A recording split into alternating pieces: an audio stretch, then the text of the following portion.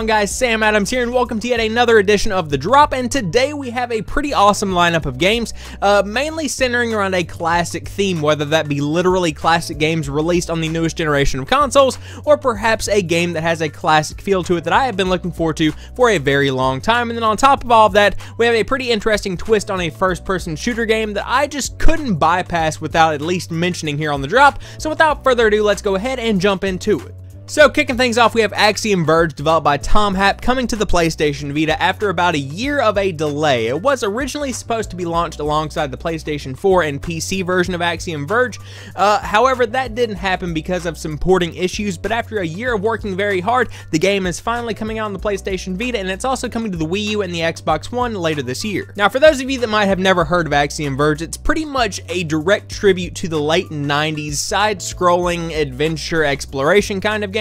Hard to explain, but it feels like a Super Metroid game, or perhaps Castlevania Symphony of the Night. If you want to get really in-depth about it, it is a Metroidvania game in all of its glory, and it plays very well, regardless of what system you're playing on. However, with that being said, I do believe that the smaller screen size of the Vita is definitely going to lend itself to the way the Axiom Verge plays, in addition to the control scheme being pretty much made for a side-scrolling action-adventure exploration game like Axiom Verge is, and it looks like it's going to be very fun in general. Now, for those of you that have a PlayStation 4 and you might have purchased Axiom Verge on it, it is going to be a cross-buy title, so if you've already bought it once on the PS4, you can play it on the Vita for free, or if you buy it on the Vita and want to try it out on the PlayStation 4, you can do that as well. However, the game is not cross-save, meaning that you can't share save files between the Vita and the PlayStation 4, so that's definitely worth noting, but the game is fun enough to where you probably just want to play it twice anyway.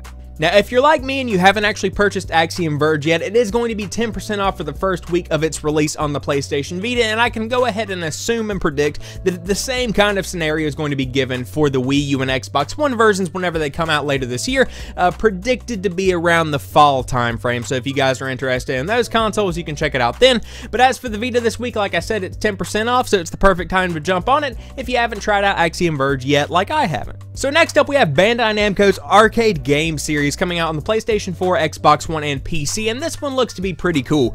Pretty much they've taken 4 of their classic games and given them what I like to call the rare replay treatment, where they take the original game screen and smack it right in the middle of some incredible artwork that does portray some of the characters or scenes that you might see in the game. Now, as far as the games that have been remastered, so to speak, for the PlayStation 4, Xbox One, and PC, you've got Dig Dug, Pac-Man, Miss Pac-Man, and of course Galaga, and these are 4 of the most iconic and classic games in the entire history of gaming, and I have to say that these are 4 great choices to bring to the PlayStation 4. Now, for those of you that are interested in achievements and trophies, you'll be glad to know that each of the 4 games has an entire set of trophies. We're just going to talk about trophies here because it's easier to explain, and each individual title has a platinum trophy. So if you ever wanted to get a platinum trophy in Galaga, you can actually do that this week, and that's a pretty cool thing to be able to say you have. Now, of course, a lot of people are going to claim that Bandai Namco is just milking the cash cow that is their classic titles. However, I kind of see this in a different light. With all of the new games coming out and all of the different ideas that people are trying, I still find it very important and almost necessary to take time to recognize where the gaming industry started from and still preserve those games for the younger generation that might just be jumping in on the PlayStation 4, Xbox One, or might just be getting their first gaming PC. I find that very important, so it's good to see that these games are getting remastered, so to speak, on the newest generation of consoles and coming out on Steam simultaneously this week. Next up, in Star Fox Zero coming to the Wii U, an evil force is marching across the universe, and the only thing standing in its way is the Star Fox team. Can this group of ragtag star pilots stop Andross and his plans for galactic domination? I don't know, we'll have to see how it works out in the game this week, but it looks like it's going to be a lot better than people originally thought it was going to be whenever the gameplay was released at last year's E3, because no one was impressed by that.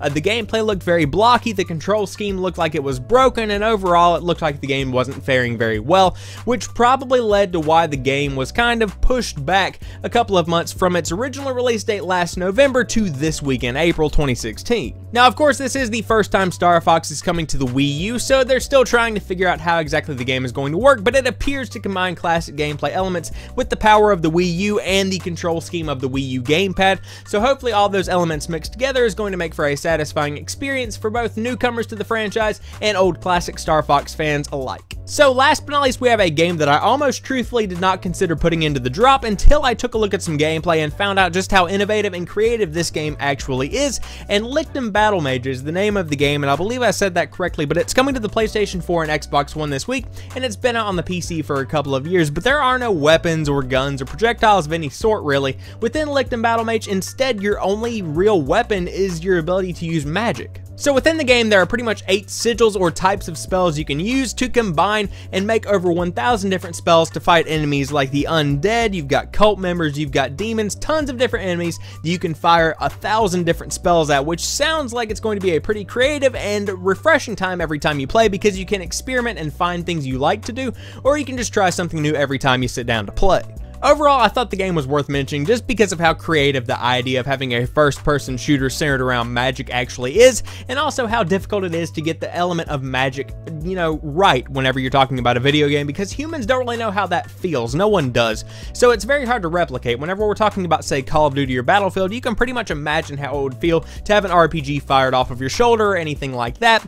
When it comes to magic, you just simply don't, like I said. So within Lichdom Battlemage, it feels like they got that kind of feel right. You know what I mean.